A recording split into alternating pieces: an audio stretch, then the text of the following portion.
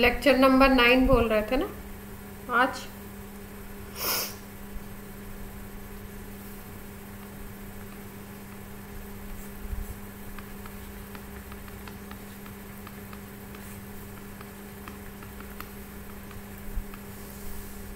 नहीं करी तो थी अभी।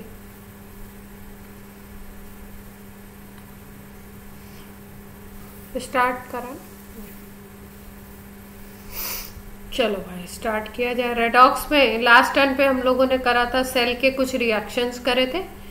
ई नॉट अगर हमें पता हो, मतलब स्टैंडर्ड कैथोड और एनोड का पोटेंशियल पता हो, तो हम लोग स्टैंडर्ड इलेक्ट्रोड पोटेंशियल निकाल लेते थे ई नॉट ऑफ सेल। ठीक है, अब ये जो स्टैंडर्ड इलेक्ट्रोड पोटेंशियल्स हैं, इनको मैंने बताया कि मेजर वे में हम लोग किसको यूज करते हैं। अगर हमने बोला स्टैंडर्ड इलेक्ट्रोड पोटेंशियल, तो मतलब हम कह रहे हैं रिडक्शन पोटेंशियल की बात कर रहे हैं हम, क्योंकि आईयूपीएसी ने बोला कि आप रिडक्शन पोटेंशियल को स्टैंडर्ड ले लो। ऑक्सीडेशन अगर किसी को बात करनी होगी ऑक्सीडेशन की, तो वो ऑक्सीडेशन मेंशन करेगा कि ऑक्सीडेशन मतलब या तो वो लिखे एसआरपी स्टैंडर्ड रिडक्शन पोटेंशियल, या लिखते हैं आपका स्टैंडर्ड पोटेंशियल लिखते हैं, तो दोनों का मतलब सेम होता है। और अगर ऑक्सीडेशन की बात करेंगे तो ऑक्सीडेशन पोटेंशियल अलग से बोलेंगे। अब जितने भी मेटल्स थे, जैसे सपोज कोई रिएक्शन हो रहा है, तो वो रिएक्शन हो सकता है, उसकी फिजिबिलिटी है या नहीं है, उसकी पॉसिबिलिटी है या नहीं है वो रिएक्शन की, तो उसके लिए हम लोग कैलकुलेट करते हैं उस सेल का, जो भी वो सेल रिएक्शन हो रहा है, उस सेल का स्टैंडर्ड ई नॉट, मतलब स्टैंडर्ड इलेक्ट्रोड पोटेंशियल कैलकुलेट कर लेते हैं हम लोग उसका। अगर उस सेल का स्टैंडर्ड इलेक्ट्रोड पोटेंशियल हमारा पॉजिटिव आता है, तो वो सेल रिएक्शन होगा, पॉसिबल है। और अगर ये वैल्यू आती है नेगेटिव, तो सेल रिएक्शन क्या होगा, पॉसिबल नहीं है, नॉट फिजिबल। ये पॉइंट याद रखेंगे आप लोग।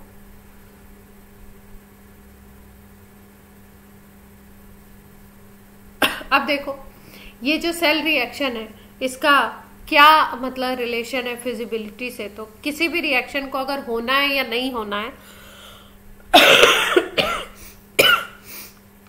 तो थर्मोडायनेमिक्स चैप्टर जो हम पढ़ेंगे उसमें एक टर्म पढ़ते हैं, अभी इसको डिटेल करेंगे हम लोग।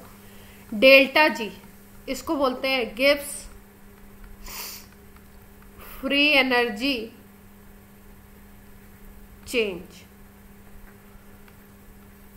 अगर स्टैंडर्ड कंडीशन में होगा तो इस पे नॉट लगा देंगे, तो इसको बोल देंगे standard Gibbs free energy change. ये जो डेल्टा जी होता है, इसका रिलेशन ई नॉट के साथ होता है।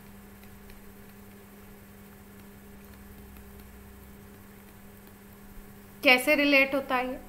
Delta G naught is equal to minus N F E not of cell.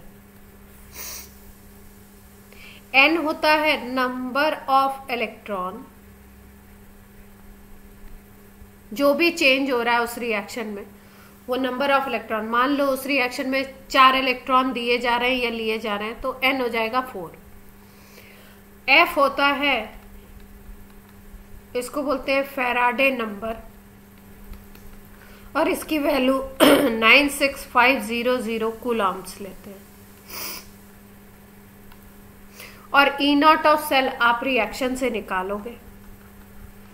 अगर ई नॉट सेल आपका पॉजिटिव वैल्यू आती है, तो उस केस में अगर इसको आप पॉजिटिव रखते हो, तो पूरा डेल्टा जी क्या आएगा, delta G not gives free energy change, ये निगेटिव आएगा। तो कोई भी ऐसा रिएक्शन जिसमें डेल्टा जी नॉट की वैल्यू निगेटिव आती है उसका मतलब होता है कि वो रिएक्शन पॉसिबल। ये डेल्टा जी किसी भी रिएक्शन के होने या ना होने को बताता है। अगर डेल्टा जी की वैल्यू निगेटिव आए तो इसका मतलब है कि रिएक्शन इज पॉसिबल। क्लियर है बात?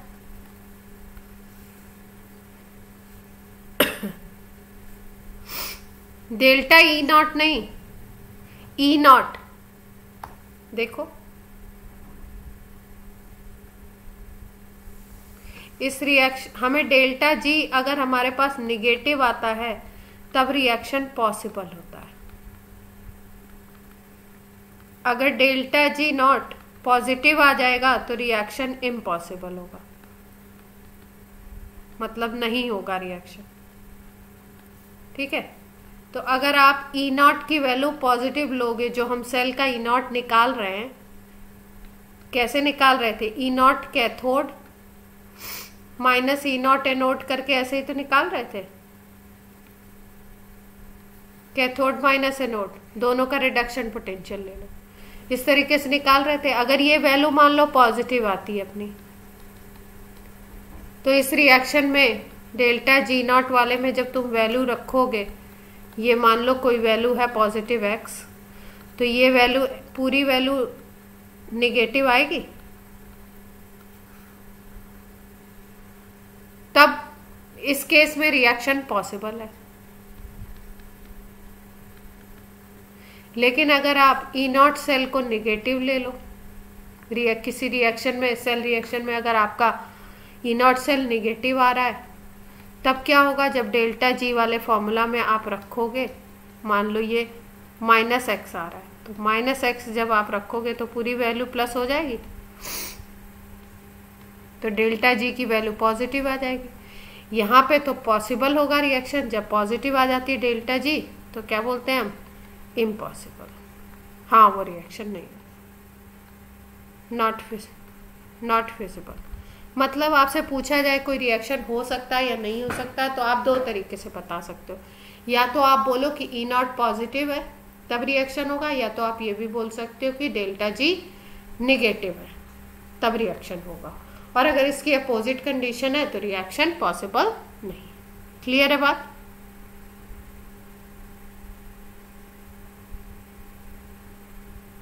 अब देखो, अब अभी तक हम बात कर रहे थे स्टैंडर्ड की। अब अगर हमें नॉर्मल कंडीशन में ईएमएफ ऑफ सेल निकालना हो तो उसको हम लोग कैसे निकालते हैं, उसके लिए हम लोग एक इक्वेशन यूज करते हैं, नर्स्ट इक्वेशन। उसकी बात हम थोड़ी सी करेंगे। बेसिकली उसको यूज तो हम ज्यादा 12th में करेंगे क्योंकि 12th में क्वेश्चंस आते हैं उसके, लेकिन यहाँ पे थोड़ा सा उसको इंट्रोड्यूस कर देते हैं कि भाई होता क्या है।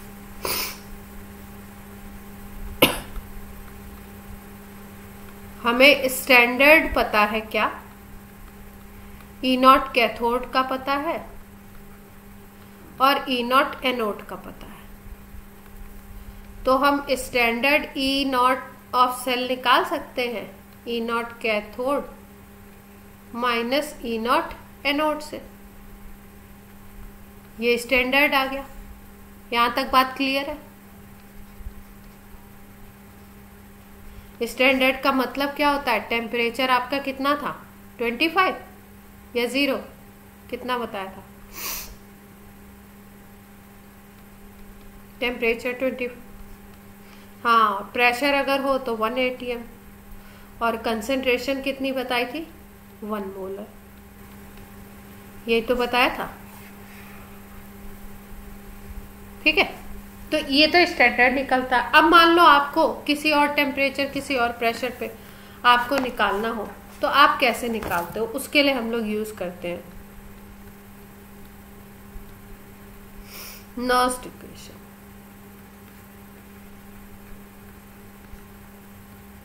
ये आपकी अलग अलग भी यूज कर सकते हैं और पूरे सेल के लिए भी यूज कर सकते हैं। तो सेल के लिए पहले हम लोग अलग अलग लिखते हैं। अगर मान लो कोई सिंगल इलेक्ट्रोड है तो उसके लिए हम कैसे लिखेंगे नर्स्ट इक्वेशन।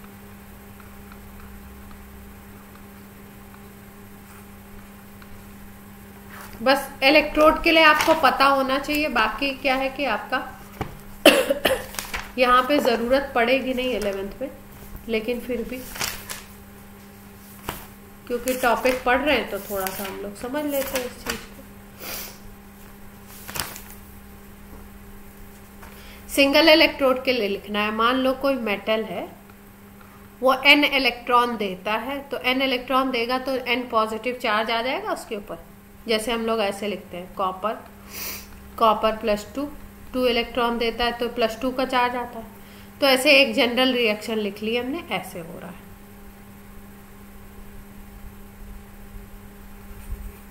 अब इसके लिए हमको अप्लाई करनी है नर्स्ट इक्वेशन लिखनी है। तो नर्स्ट इक्वेशन कैसे लिखी जाती है देखो। अगर इसके लिए लिखनी है तो यहाँ पे ऑक्सीडेशन हो रहा है, आप देख पा रहे हैं। तो ऑक्सीडेशन के लिए रिएक्शन लिखना है तो लिखते हैं भाई।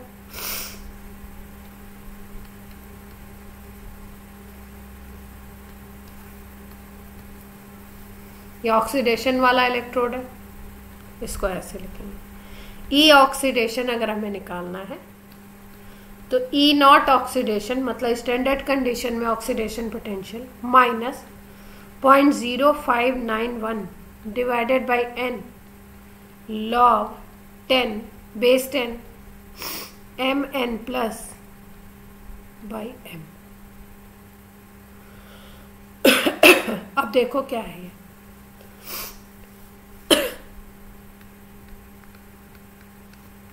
ये ऑक्सीडेशन पोटेंशियल है किसका,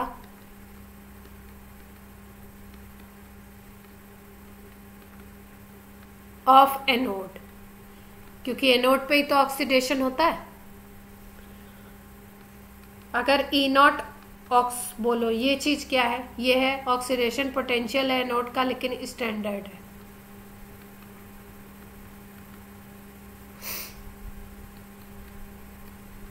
उसी मेटल का स्टैंडर्ड इलेक्ट्रोड पोटेंशियल।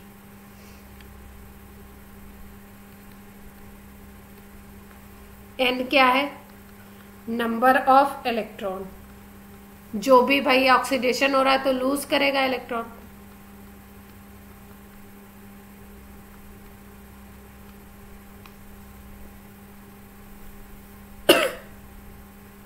उसके बाद यहाँ पे Mn प्लस दिखाई दे रहा है, ऐसे लिखा हुआ है। ये होता है कॉन्सेंट्रेशन ऑफ आयन। जो भी आयन बनेगा उसका कॉन्सेंट्रेशन, जैसे मान लो, और यहां पे नीचे लिखते हैं सॉलिड का कॉन्सेंट्रेशन।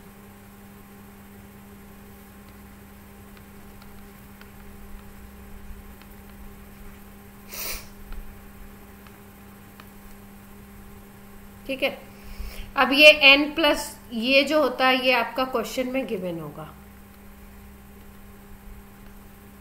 ये जो आपका है m, ये सॉलिड के लिए है, तो सॉलिड के लिए सॉलिड की कंसंट्रेशन क्योंकि टाइम के साथ ज़्यादा चेंज होती नहीं है, तो इसमें ज़्यादा चेंज आता नहीं, इसलिए सॉलिड की कंसंट्रेशन 1 लेते हैं हमेशा।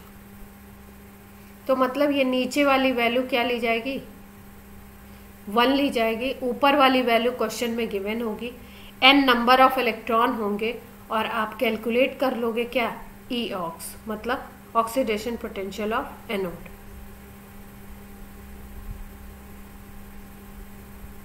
बात कुछ समझ में आई।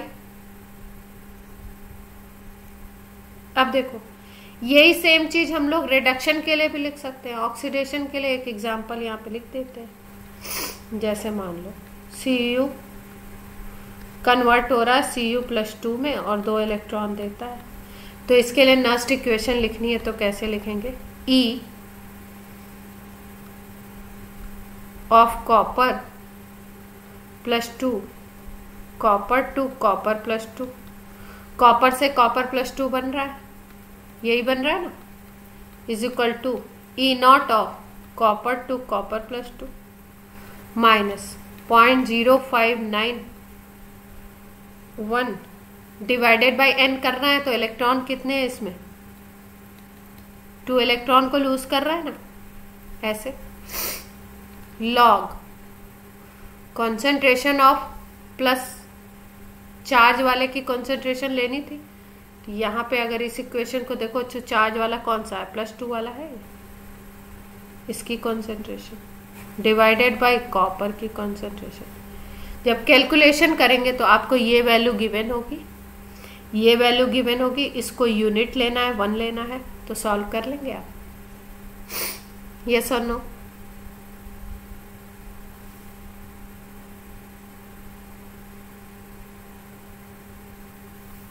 अब मान लो कोई ऐसा इलेक्ट्रोड है जिसपे रिडक्शन हो रहा हो, तो वहां पे रिडक्शन के लिए रिएक्शन लिखते हैं हम लोग, नस्ट इक्वेशन। कैसे लिखेंगे? मान लो कोई ऐसा है जिसपे पॉजिटिव चार्ज है और वो n इलेक्ट्रॉन को गेन करता है और m बना लेता है सॉल्व। तो यहाँ पे आप देख रहे हो गेन ऑफ इलेक्ट्रॉन हो रहा है, मतलब रिडक्शन हो रहा है ना। तो अगर इसके लिए लिखना है तो आप लिखोगे E reduction, E reduction is equal to E not reduction minus 0.0591 divided by n log, यहाँ पे लेते हैं m divided by mn plus, यहाँ पे अपोजिट आ जाता है। क्लियर है बात? ठीक है। अब मान लो कोई मेटल है, सपोज हमने ले लिया सिल्वर मेटल, सिल्वर आपका 2 इलेक्ट्रॉन को गेन करके यहाँ पे 2 Ag बना लेता है। तो अब आप क्या करोगे? ई रिडक्शन लिख दोगे अगर लिखना ऐसा।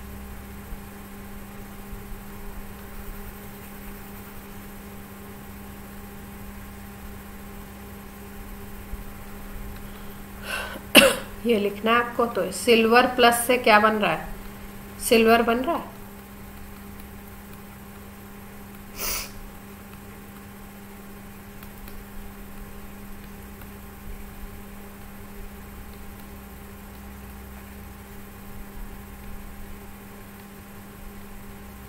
अच्छा, सेल के यहाँ पे अगर स्टाइकोमेट्रिक कोई कोफिशिएंट आ जाता है ना, तो वो पावर में जाता है, तो यहाँ पे पावर में चला जाएगा। क्लियर है बात?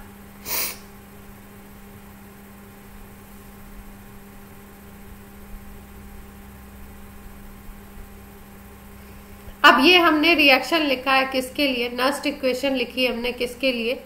सिंगल इलेक्ट्रोड के लिए। ऑक्सीडेशन का है तो ऐसे लिख देंगे, रिडक्शन का है तो चेंज क्या आएगा? यहाँ पे रिडक्शन, यहाँ पे रिडक्शन, और यहाँ पे n प्लस वाला नीचे, m वाला ऊपर चला जाएगा। बस इतना ही है। तो ये आपकी थी ऑक्सीडेशन सेल के लिए और रिडक्शन सेल के लिए। अब एक सेल में मान लो, सेल में तो ऐसा ही होता है ना कि ऑक्सीडेशन भी होता है, रिडक्शन भी होता है, दोनों चीजें होती हैं। तो अगर टोटल सेल के लिए आपको लिखना है तो आप कैसे लिखोगे? यानी कि अगर आपको लिखना है Nernst equation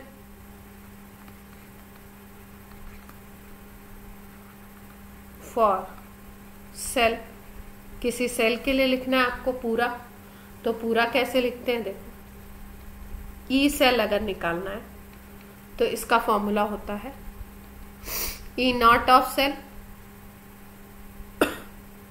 minus 0.0591 by n log base 10।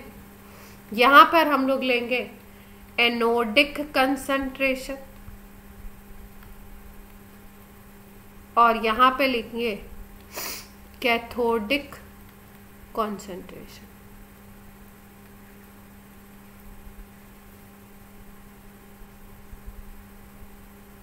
मतलब क्या है? एक सेल रिएक्शन लिख के इसको देखते हैं एग्जाम्पल के साथ। मान लो कोई रिएक्शन हो रहा है ऐसे,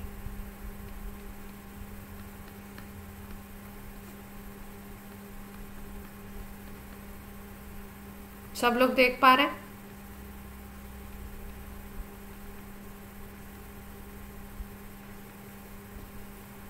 ठीक है, ये आयन है, ये आयन है, ये सॉलिड है, ये सॉलिड है।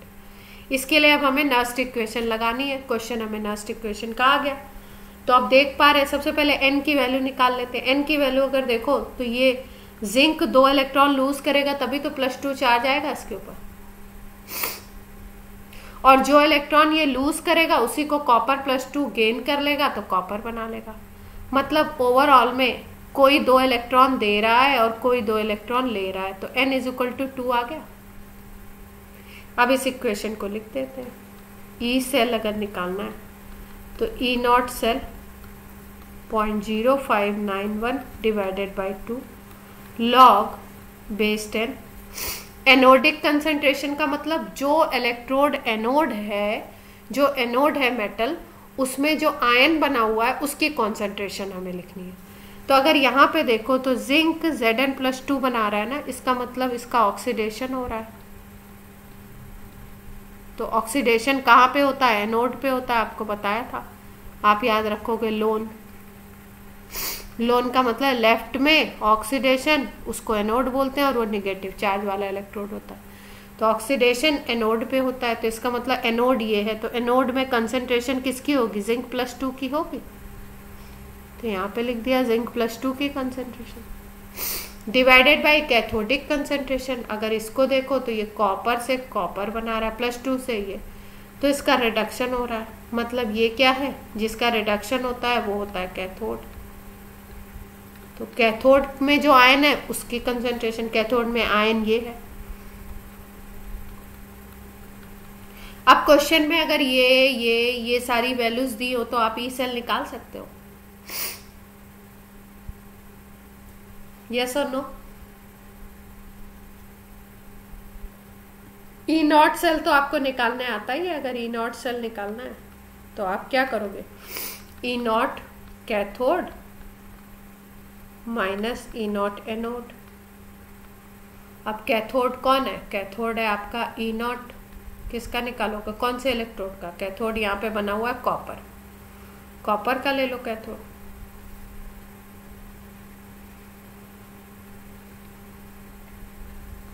और ई नॉट एनोड मतलब जिंक इलेक्ट्रोड। ये क्वेश्चन में गिवन होंगे। तो पहले आप ई नॉट ऑफ सेल निकाल लोगे इनको माइनस करके, और ये सब कौन से रखने हैं? रिडक्शन पोटेंशियल रखना है। इस फॉर्मूला में ये रिडक्शन पोटेंशियल रखा जाता है।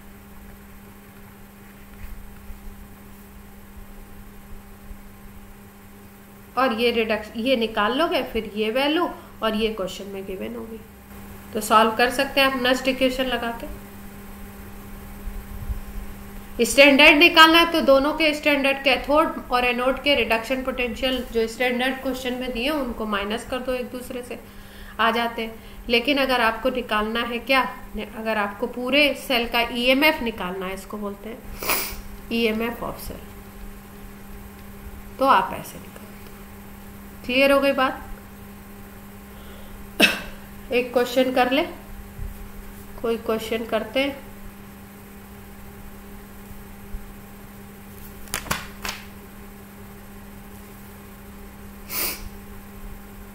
अच्छा, एक चीज और याद रखेंगे, इलेक्ट्रोड पोटेंशियल जो होता है ना, किसी भी मेटल का इलेक्ट्रोड बना हुआ, उसका जो इलेक्ट्रोड पोटेंशियल होता है वो नंबर ऑफ इलेक्ट्रॉन पे या स्टोइकोमेट्री ऑफ रिएक्शन पे डिपेंड नहीं करता।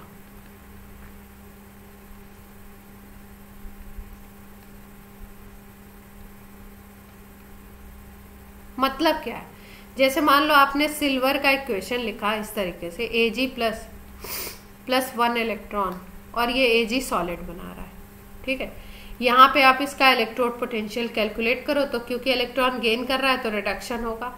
अगर रिडक्शन इसका पोटेंशियल कैलकुलेट करो, सपोज x आ रही है वैल्यू x वोल्ट, तो अगर आप यहाँ पे इसके लिए भी लिखोगे ना 2Ag प्लस के लिए, यही इक्वेशन आपने 2 से मल्टीप्लाई कर दिया, तो भी क्योंकि ये मेटल की प्रॉपर्टी है, ये इस नंबर के ऊपर डिपेंड नहीं करती है कि आप बैलेंस करने के लिए कितने एटम्स ले रहे हो, कितने आयंस ले रहे हो, तो भी आप रिडक्शन पोटेंशियल कैलकुलेट करोगे तो x वोल्ट ही आएगा।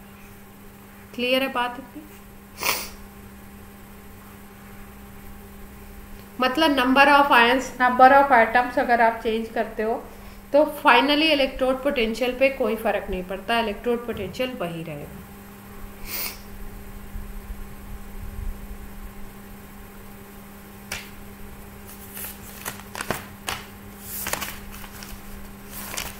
टाइम बताइए, एक क्वेश्चन कर लिया जाए इस पे बेस्ड तो पता लग जाएगा कैसे क्वेश्चन आता है, फिर उसके बाद हम उस इलेक्ट्रोकेमिकल सीरीज करते हैं उसके बाद में। अच्छा सा क्वेश्चन होना चाहिए।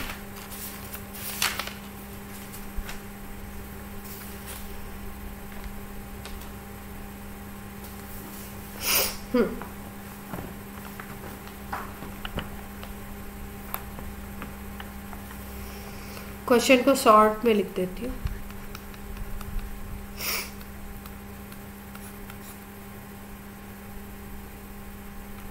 कॉपर +2 से कॉपर बनता है। इसके लिए स्टैंडर्ड पोटेंशियल गिवन है 0.337 वोल्ट और Ag+1 से Ag बनता है।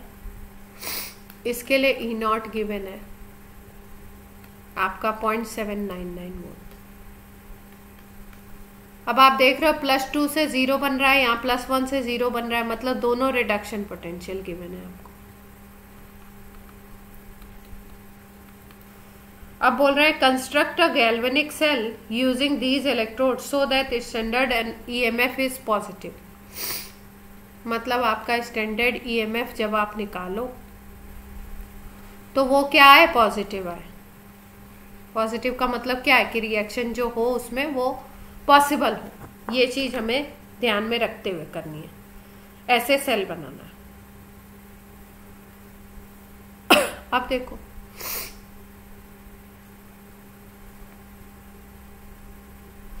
अब इसमें सोचने की बात है कि किसको आप बनाओ कैथोड और किसको एनोड। इसमें गिवन तो कुछ है नहीं, देख पा रहे हैं? ठीक है, तो इसमें क्या करना है हमको, इसमें एक तो हम लोग ट्रिक याद रखते हैं कि किसको बनाते हैं इलेक्ट्रोड और किसको बनाते हैं एनोड। ट्रिक क्या है, आप रिडक्शन पोटेंशियल को देखिए।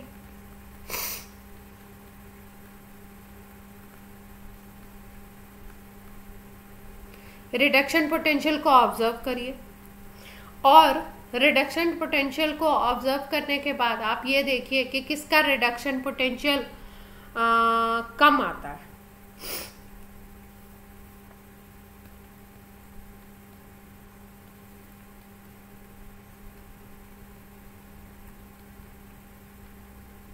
जिसका भी रिडक्शन पोटेंशियल लेस होगा उसको हमको बनाना है एनोड, और जिसका भी रिडक्शन पोटेंशियल क्या होगा, ज्यादा होगा, उसको हमको क्या बनाना है, कैथोड।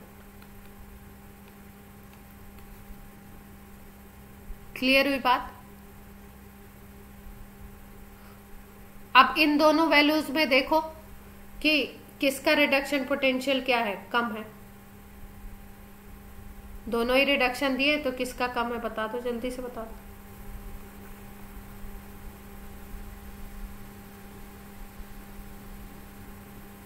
कॉपर का कम दिख रहा है, ये 0.337 है और ये 0.799 है। तो इसका मतलब कॉपर वाले को हमें क्या बनाना है, एनोड बनाना है, और दूसरे वाले को क्या बनाना है, कैथोड बनाना है।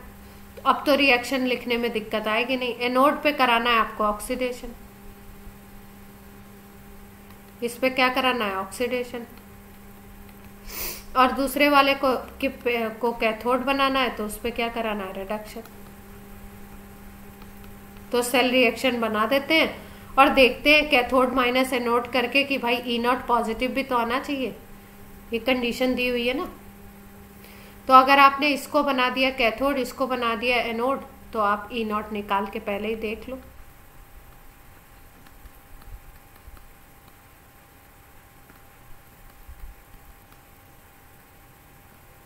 अब कैथोड आपका दिया हुआ है कितना, 0.799 कैथोड का। कैथोड आपका सिल्वर का है और ये किसका है,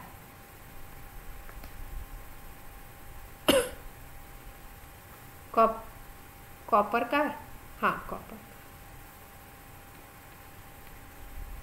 दोनों के इलेक्ट्रोड पोटेंशियल रिडक्शन पोटेंशियल ले लेते हैं। ये है 0.799 और ये वाला है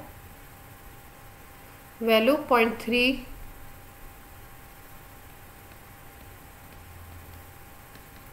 कितना आ जाएगा?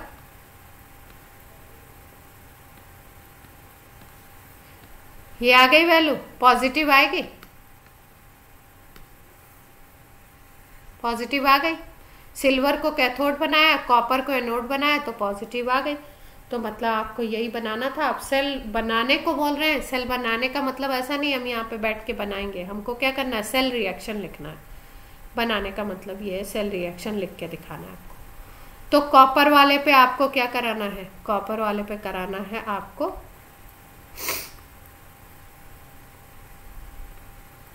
ऑक्सीडेशन, और सिल्वर वाले पे आपको कराना है क्या, रिडक्शन। तो करवा देते हैं। यहाँ पे 2 इसलिए ले लिया क्योंकि सिल्वर पे +1 होता है, तो 2 इलेक्ट्रॉन अगर 2 एटम से ले लोगे तो ये जो 2 इलेक्ट्रॉन इसने लूज किए वही 2 इलेक्ट्रॉन को गेन करना, ऐसे लिख दिया हमने। अब ओवरऑल रिएक्शन लिखना है तो ऐसे लिख सकते हो, दोनों को जोड़ दोगे, लेफ्ट हैंड साइड से left hand side, right hand side से राइट हैंड साइड।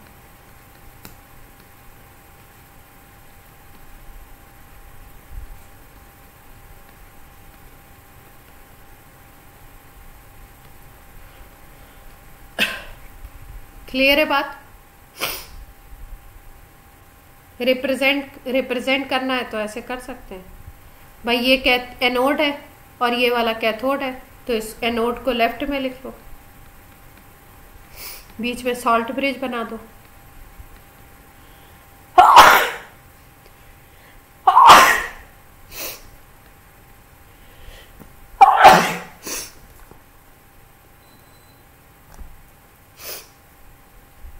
क्लियर हो गई बात?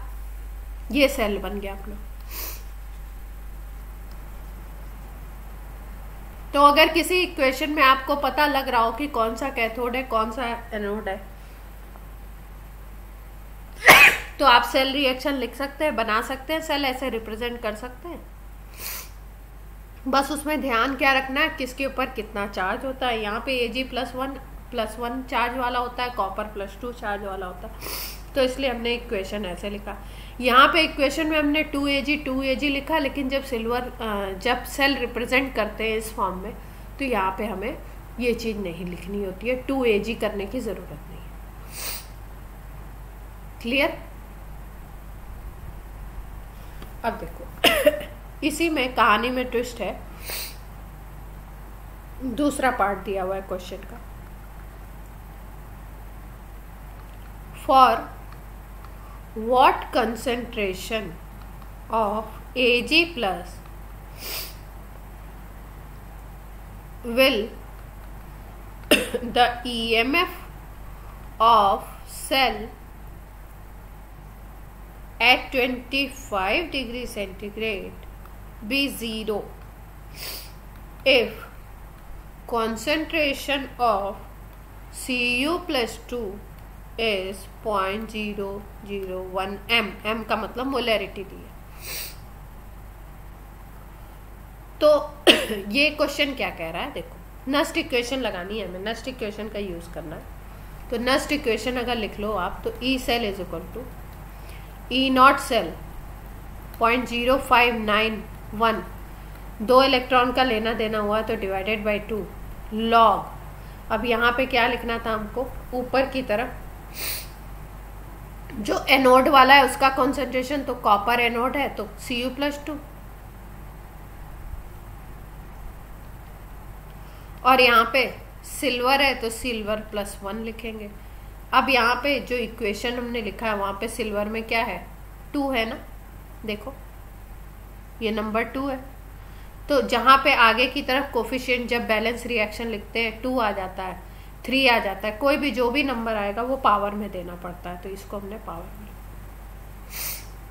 क्वेश्चन क्या कह रहा है, क्वेश्चन कह रहा है कि कॉपर +2 की कंसंट्रेशन दे रखी है इतनी, Ag+1 की कंसंट्रेशन कैलकुलेट करनी है।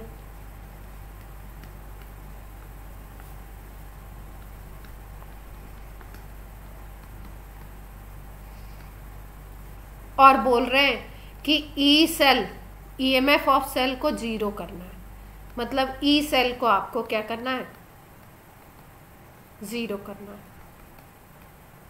तो कर लेंगे, ये 0 रखना है, ये वाली वैल्यू हम पहले ही कैलकुलेट कर चुके हैं, ये वाली अभी की थी ना 0.462, करेक्ट? रख ले वैल्यू। इसको यूज करके यहीं पे सॉल्व कर देते, नहीं तो दूसरे पेज पे जाना पड़ेगा। यहाँ पे आया था अपना वैल्यू, इसको ज़ीरो करना है। ये स्टैंडर्ड वैल्यू थी, ये हमने निकाल ली थी माइनस करके। ये हो गया this one divided by 2। This is log Cu+2 की कॉन्सेंट्रेशन 0.01 दिया हुआ है और Ag+1 की निकालनी है। इसको सॉल्व करना पड़ेगा। अब जब सॉल्व करेंगे तो ये 0.462 है, इसको उधर ले जाओ तो प्लस में आ जाएगा, लेफ्ट हैंड साइड में ले जाओगे तो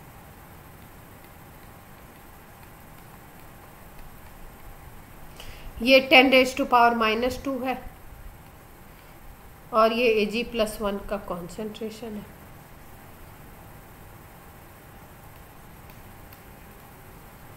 लॉग सॉल्व करने आता है आपको?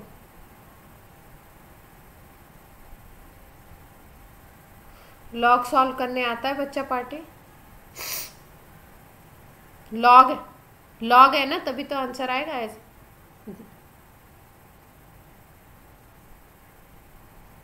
क्या log 1/x होता है?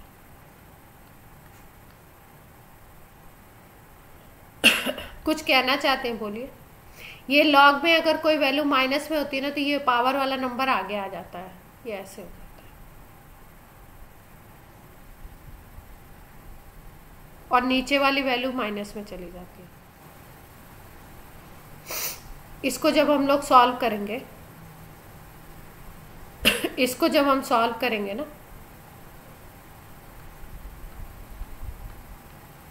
तो हमारी वैल्यू आएगी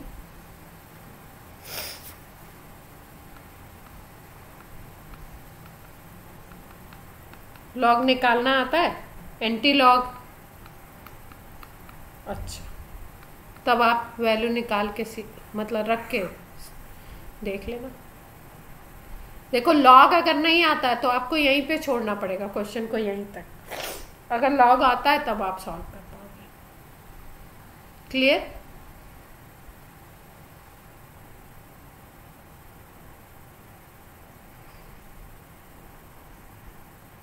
अब आप बोलोगे तो फिर ऐसे क्वेश्चन हम कैसे करेंगे? ऐसे कैलकुलेशन इतनी इजी वाली जेई उसमें देते हैं, मतलब लॉग वॉग की वैल्यू इस तरीके की देते हैं जो वैल्यूज़ हमें बेसिक याद रखनी होती है। जैसे कि कुछ वैल्यूज़ हमें याद रखनी है log 2, log 3, log 5, log 7 chemistry के लिए ये याद रखनी है। log 10 की वैल्यू 1 होती है, log 2 की वैल्यू 0.3010 होती है। 3, 5, 7 की याद कर लोगे तो काम बन जाएगा, अपना आ जाएगा। क्लियर है बात? अभी जो हम इक्विलिब्रियम चैप्टर करेंगे उसमें तो लॉग बहुत यूज करना होता है, तो उसमें लॉग बहुत यूज करना होता है। तो ये बेसिक अगर इतने याद है तो इतने से अपनी बात बन जाती है, क्योंकि वहां पे क्या कह रहे हैं 357 गूगल बाबा, मुझे भी याद नहीं है, जब यूज करना होता है तो देख लेती हूँ। अब क्योंकि मुझे तो पेपर देना नहीं है कोई, है ना, तो मेरी बात बन जाती है।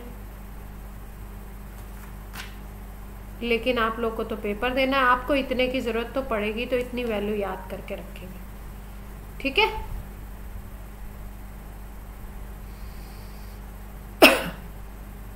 तो ये कर लेंगे हम लोग। अब इसमें एक टॉपिक रहता है इलेक्ट्रो केमिकल सीरीज, ECS बोलते हैं या बोलते हैं एक्टिविटी सीरीज। देखो क्या मतलब है एक्टिविटी सीरीज का? मतलब है कि कोई भी मेटल किसी दूसरे मेटल को रिप्लेस कर सकती है, नहीं कर सकती है, ये बात है। जैसे मान लो ये एक कोई A मेटल है और ये कोई BC, ये सॉल्ट है। अब इस B को ये A रिप्लेस कर सकता है, जो हम लोग सब्स्टिट्यूशन रिएक्शन में पढ़ते हैं। तो ये A इस बी को रिप्लेस कर सकता है या नहीं कर सकता है। तो हम लोग 10th क्लास में बोलते हैं, क्या पढ़ते हैं कि रिएक्टिविटी ऑफ ए अगर ज्यादा है रिएक्टिविटी ऑफ बी से तो ये रिप्लेस कर देगा और ये रिएक्शन पॉसिबल है। लेकिन अगर ए की रिएक्टिविटी कम हो गई बी की रिएक्टिविटी से, तब क्या होगा, ये रिएक्शन पॉसिबल नहीं है, मतलब आगे ये रिएक्शन नहीं होगा। अब इसके लिए बोला गया कि कौन सा मेटल किसको रिप्लेस करेगा, कौन नॉन मेटल किसको करेगा, किसको नहीं करेगा। इसके लिए बोला गया कि एक एक्टिविटी सीरीज बना देते हैं, उसकी बेसिस पे हम लोग इसको देख लेंगे।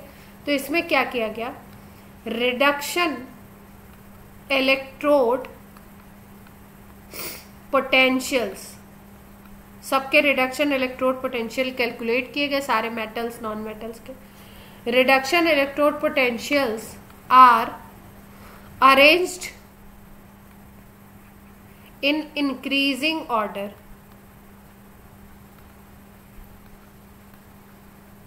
रिडक्शन पोटेंशियल को इंक्रीजिंग ऑर्डर में अरेंज कर दिया गया स्टैंडर्ड में से,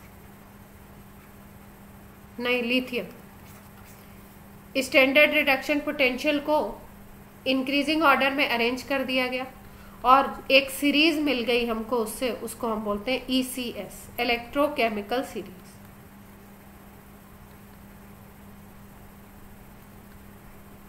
अब इस इलेक्ट्रोकेमिकल सीरीज को एक फॉर्मूला से याद रखना होगा, आपको बता चुके हैं क्या 3rd चैप्टर में।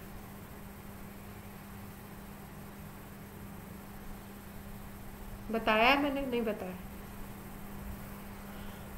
देखो ये सीरीज क्या है, ये सीरीज इस तरीके से लिख,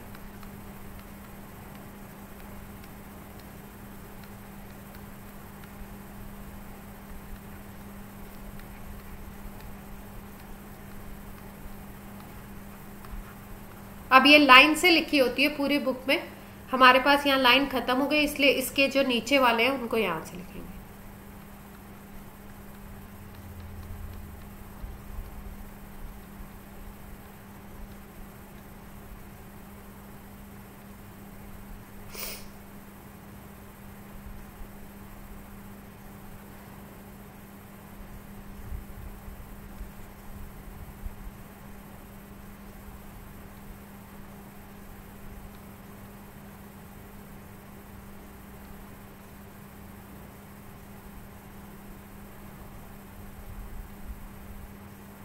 किस टॉपिक में होगी, इसी चैप्टर में, टॉपिक में कौन, हाँ NCERT के बाहर का थोड़े पढ़ा रहे।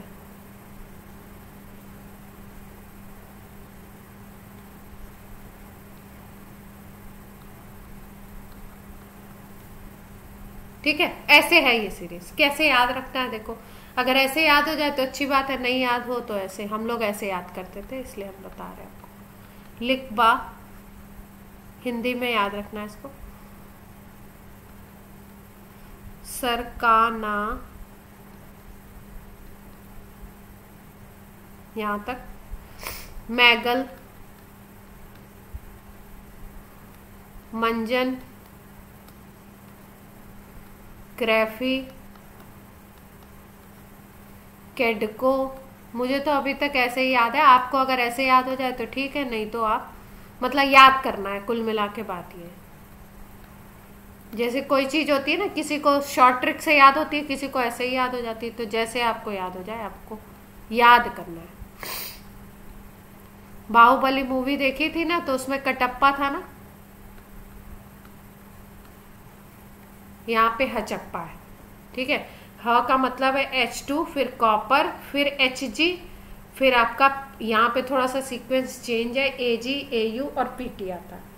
सबसे नीचे अगर देखो, इसमें नॉन मेटल्स मैंने नहीं रखे हैं अभी, ये मेटल्स की है। अगर सबसे नीचे इसमें नॉन मेटल को भी हम लोग इंक्लूड कर देना तो सबसे लास्ट में आता है फ्लोरीन, और सबसे पहले कौन आता है, लिथियम।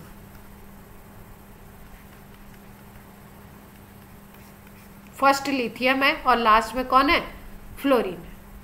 तो ये तो सीरीज है। अब ये सीरीज है लिथियम, पोटेशियम, बेरियम, इस तरीके से सारे मेटल्स हैं इसमें। अब ये जो मेटल्स है ना, इनसे इस सीरीज से हमें पता क्या लगेगा, ये पता लगेगा कि देखो ये जो सीरीज है इसमें जो भी एबव पोजीशन पे होगा वो मोर एक्टिव मेटल होगा। ठीक है, जैसे क्वेश्चन कैसे आता है इस पे देखो। जैसे क्वेश्चन आया कि आयरन का एक आपने नेल ले लिया है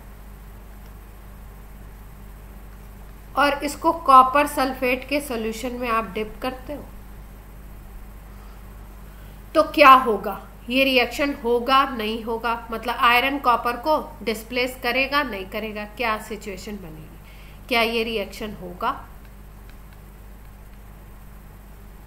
या नहीं होगा? तो इसमें क्या देखना है, जिसको जो मेटल अटैक करने वाली है वो मेटल लेस एक्टिव है या मोर एक्टिव है, उसको चेक करना है।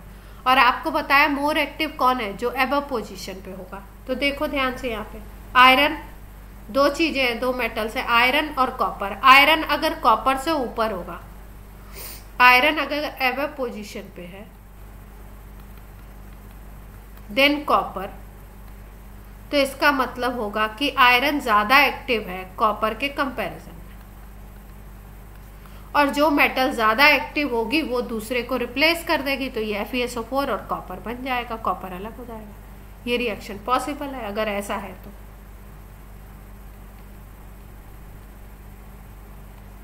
अब इलेक्ट्रोकेमिकल सीरीज जो हमने लिखी उसमें देख लेते हैं आयरन कहाँ पे, कॉपर कहाँ पे।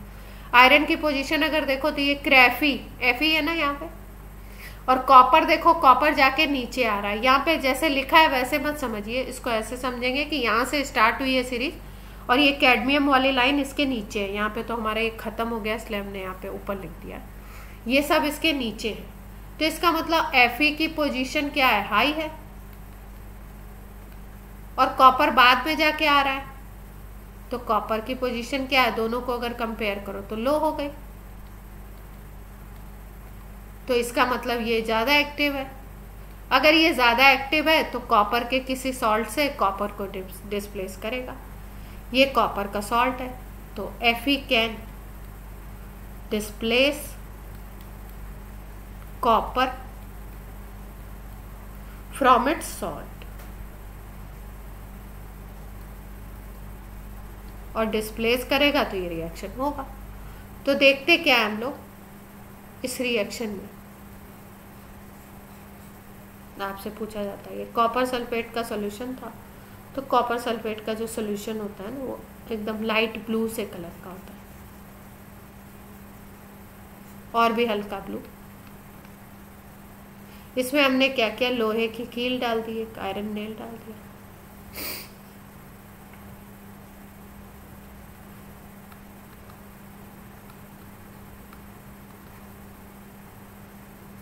अब पूछते हैं क्या होगा, क्या देखोगे आप?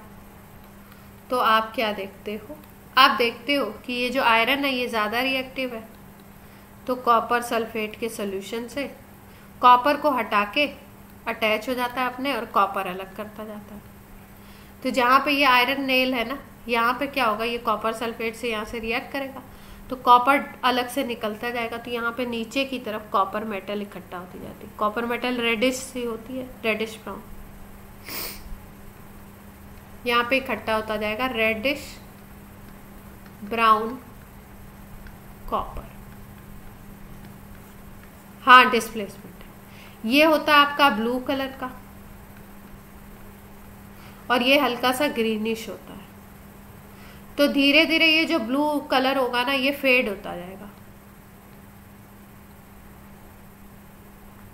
ब्लू कलर फेड क्यों होगा, क्योंकि भाई ब्लू कलर कॉपर +2 की वजह से होता है, और कॉपर +2 सीधे सीधे कॉपर सॉलिड में कन्वर्ट होता जा रहा है। कॉपर सॉलिड होता है रेडिश ब्राउन, तो ये रेडिश ब्राउन नीचे की तरफ इकट्ठा होता जाएगा, और धीरे धीरे ये रॉड पतली होती जाएगी। पतली क्यों होगी, क्योंकि इससे कॉपर तो निकल के क्या हो रहा है, बाहर आता जा रहा है, आयरन सल्फेट बनता जा रहा है, और आयरन सल्फेट सोल्यूशन में जाएगा। क्लियर है बात?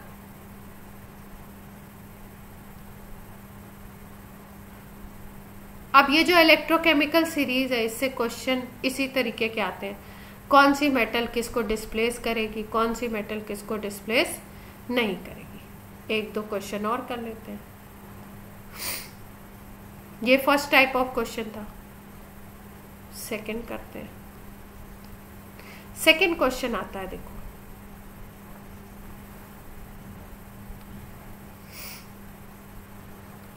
On reaction with acid,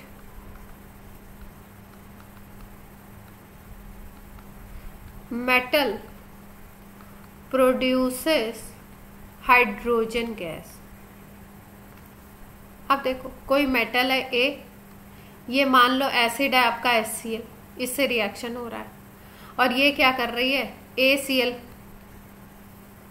हाँ, हाइड्रोजन का डिस्प्लेसमेंट हो रहा है और हाइड्रोजन गैस निकल जा रही है। ठीक है, तो क्वेश्चन आपसे किसी भी मेटल को दे करके पूछ सकते हैं कि ये मेटल हाइड्रोजन निकालेगी या नहीं निकालेगी। अब भाई सीरीज में जो हाइड्रोजन से ऊपर होंगे वो तो हाइड्रोजन देंगे, क्योंकि सीरीज में एबव देन हाइड्रोजन जो होंगे वो ज्यादा एक्टिव होंगे हाइड्रोजन से, तो वह हाइड्रोजन को डिस्प्लेस करेंगे और हाइड्रोजन गैस को रिलीज करेंगे।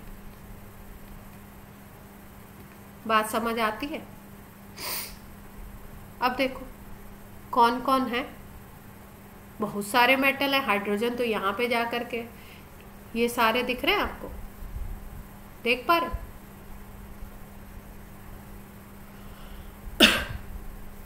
ठीक है, ये ऊपर वाले जितने भी हैं ये बहुत अच्छे हैं, हाइड्रोजन रिलीज करते हैं।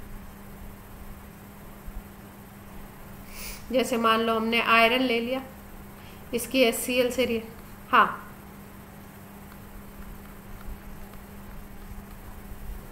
मरकरी सल्फेट किससे, H2SO4 से नहीं बनेगा।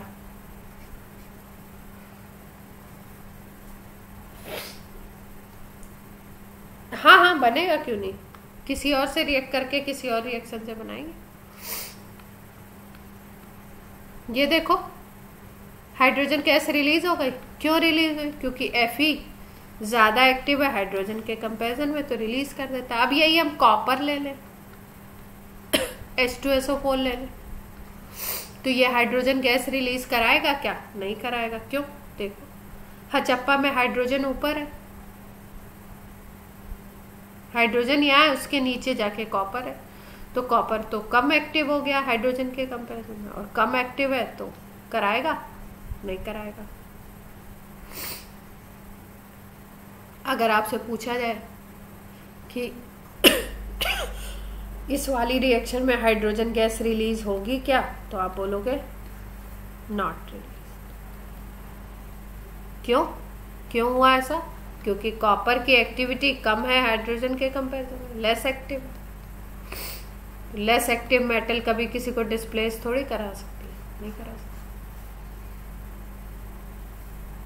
कहाँ ऊपर है देखो, कॉपर यहां पे है, हाइड्रोजन यहां पे,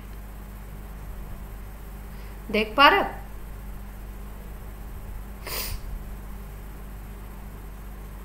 तो कोई भी वो मेटल जो हाइड्रोजन से ऊपर की पोजीशन पे है, वो अगर एसिड से रिएक्शन करेंगे तो हाइड्रोजन गैस रिलीज करेंगे, और जो नीचे की तरफ पोजीशन रखते हैं वो हाइड्रोजन गैस को रिलीज नहीं करेंगे। सेकेंड टाइप ऑफ क्वेश्चन समझ गए? फर्स्ट टाइप ऑफ क्वेश्चन था कौन सा मेटल किसको डिस्प्लेस करेगा, सेकेंड टाइप ऑफ क्वेश्चन था हाइड्रोजन गैस कौन रिलीज करेगा कौन नहीं रिलीज करेगा। थर्ड टाइप ऑफ क्वेश्चन देखो, थर्ड टाइप में क्या होता है, इसमें पूछते हैं ऊपर वाले जो पोजीशन रखते हैं ना, एबव पोजीशन, जो एबव पोजीशन रखते हैं वो मेटल्स जो होते हैं वो अच्छे रिड्यूसिंग एजेंट होते हैं।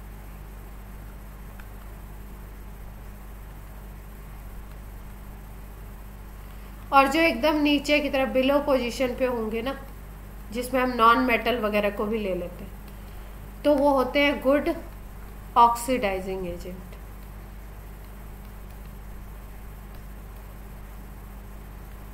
जैसे अगर पूरी इसमें सीरीज में बोलो तो लिथियम बेस्ट रिड्यूसिंग एजेंट है,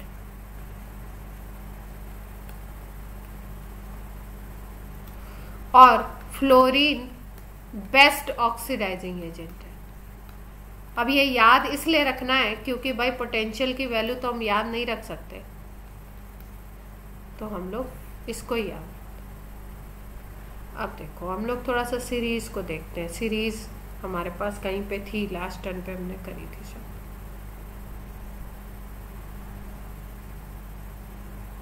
कहीं पे तो थी हमारे पास सीरीज।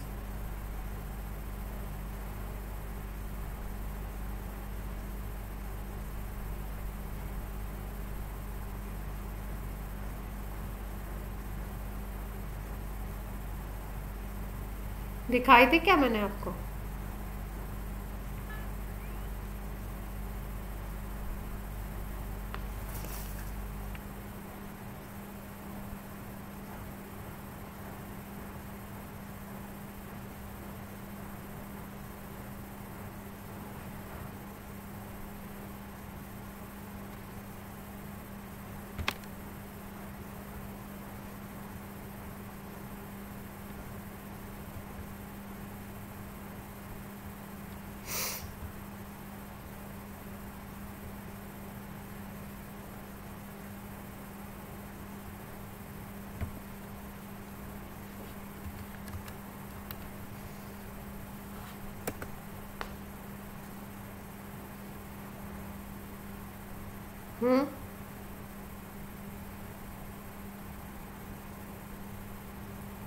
इलेक्ट्रोकेमिकल सीरीज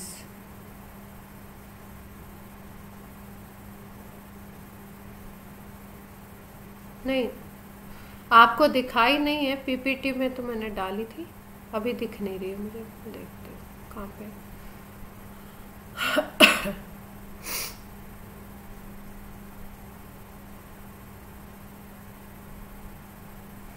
अपना जो ये पीपीटी है ना, इसमें थी शायद। चलो कोई नहीं, देखते, एक सेकेंड, टाइम लगेगा थोड़ा। कहीं पे तो मैंने डाली थी, गूगल पे दिखा दूँ?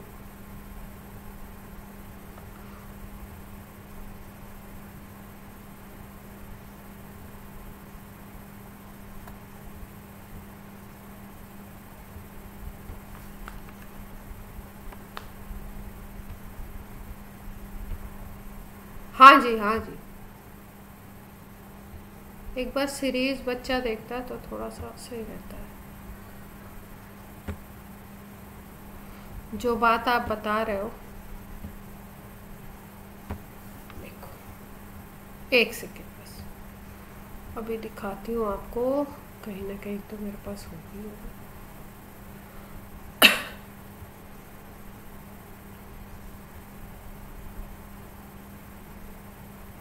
इलेक्ट्रोकेमिकल सीरीज को हम लोग बहुत ज़्यादा यूज़ करते हैं। कहाँ कहाँ पे यूज़ करते हैं वो बात कर रहे हैं हम लोग। कहाँ पे यूज़ करना है हमको?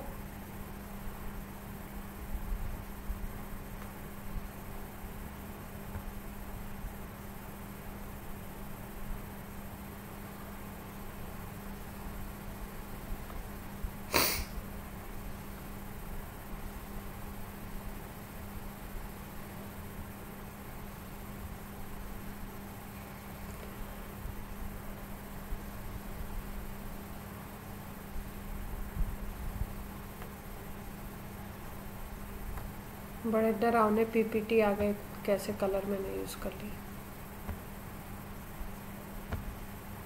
चलो भाई कोई नहीं, टाइम ख़राब हो रहा है,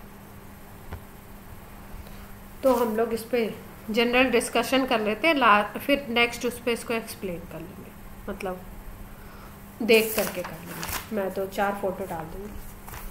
अब देखो, ये हमने जो एबव पोजीशन पे होगा वो अच्छा रिड्यूसिंग एजेंट होगा, और जो बिलो पोजीशन पे होगा वो क्या होगा? अच्छा ऑक्सीडाइजिंग एजेंट होगा। मतलब अगर हम बात करें तो रिड्यूसिंग एजेंट अगर आपसे पूछा जाए कंपेयर करने को, तो रिड्यूसिंग एजेंट जैसे ही टॉप टू बॉटम जाते हो,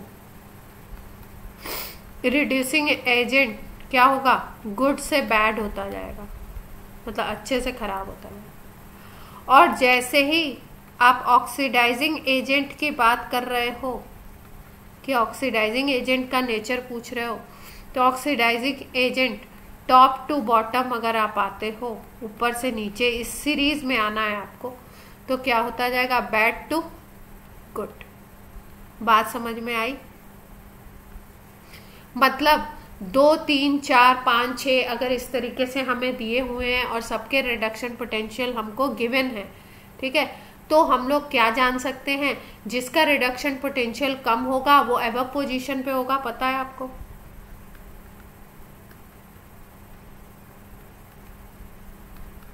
वो एबव पोजीशन पे होगा। और जिसका रिडक्शन पोटेंशियल ज्यादा होगा वो कहाँ पे होगा, बिलो पोजीशन पे। क्योंकि सीरीज कैसे बनाई गई है, डिक्रीजिंग मतलब इंक्रीजिंग ऑर्डर में बनाई गई है, तो ऊपर वाले का कम होगा, नीचे वाले का ज्यादा होगा। तो जो ऊपर है वो क्या होगा, अच्छा रिड्यूसिंग एजेंट होगा इसके कंपैरिजन में, नीचे वाले के कंपैरिजन में। और नीचे वाले की अगर बात पूछी जाए तो वो गुड ऑक्सीडाइजिंग एजेंट होगा ऊपर वाले के कंपैरिजन में। और उल्टी बात भी लिख सकते हो, जिसको गुड रिड्यूसिंग एजेंट लिख रहे हो उसको बैड ऑक्सीडाइजिंग एजेंट भी लिख सकते हैं। दोनों बातें सेम ही होती हैं, अलग अलग टर्म्स पे लिखा जाता है। जो गुड ऑक्सीडाइजिंग एजेंट है उसको बैड रिड्यूसिंग एजेंट भी लिख सकते हैं। यहां तक बात क्लियर है?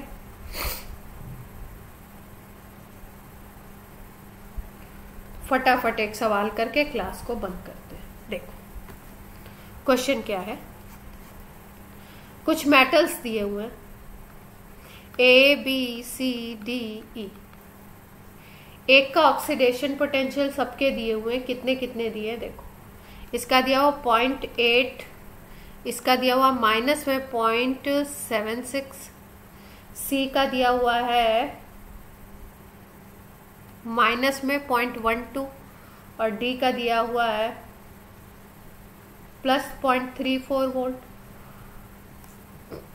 और इसका दिया हुआ है माइनस 0.01 वोल्ट। ठीक है, सबके पोटेंशियल दिए हुए, इलेक्ट्रोड पोटेंशियल स्टैंडर्ड वाले।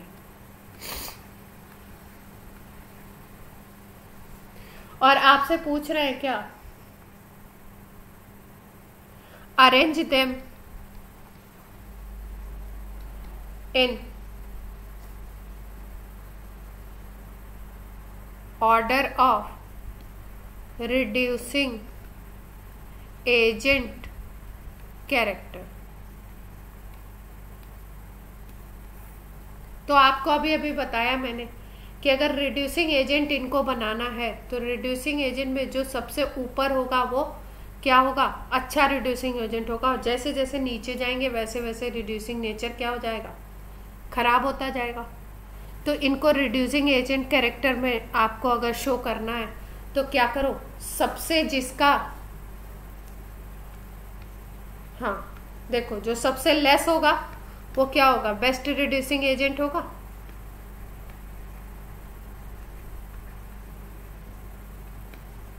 जिसका रिडक्शन पोटेंशियल सबसे कम,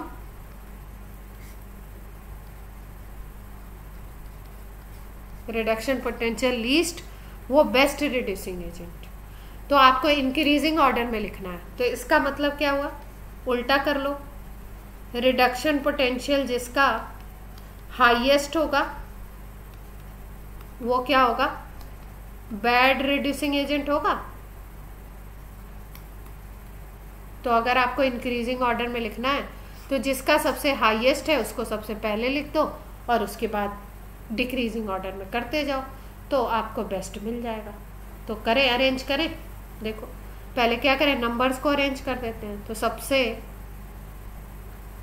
अगर देखो रिडक्शन पोटेंशियल तो सबसे ज्यादा कौन सी वैल्यू है, प्लस वाले, ये वाली प्लस वाली दो वैल्यूज हैं, प्लस वाली सबसे ज्यादा होगी तो 0.8 सबसे ज्यादा, फिर उससे कम 0.34, फिर उससे कम कौन सी है वैल्यू,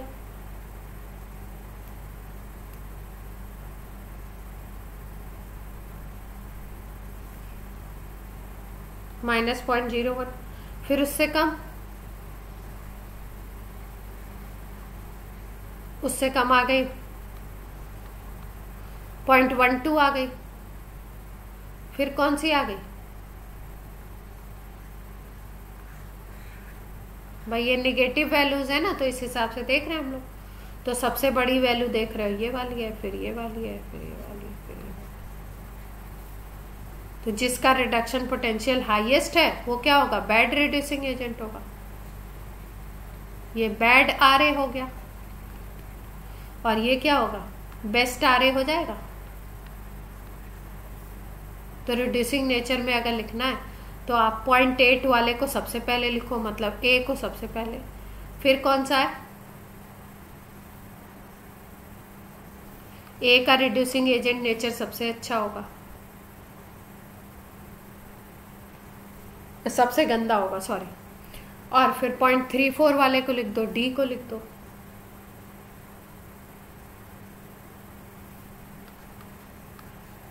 फिर ई को लिख दो 0.01 वाले को, फिर उसके बाद किसको लिखो, सी को लिख दो, फिर कौन बच गया, बी।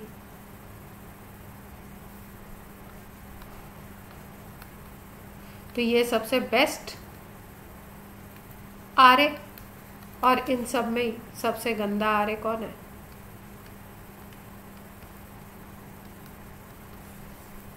ठीक है।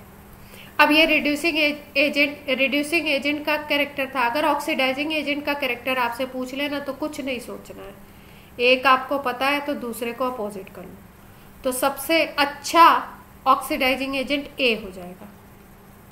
अब सीरीज को पूरा रिवर्स कर दो, बी के बाद कौन आ जाएगा, सी, फिर ई, फिर डी, फिर ए। तो ऑक्सीडाइजिंग एजेंट कौन सा होगा सबसे अच्छा, ए।